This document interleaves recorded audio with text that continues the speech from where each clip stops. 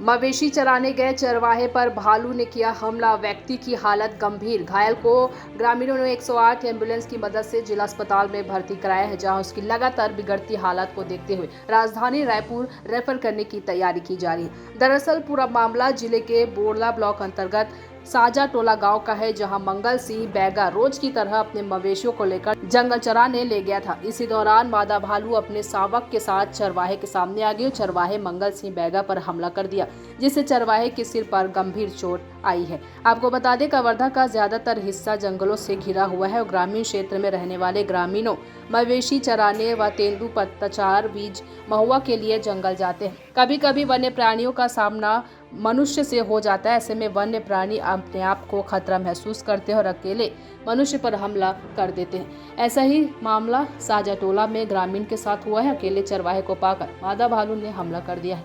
कवर्धा से डॉक्टर मिर्जा की रिपोर्ट।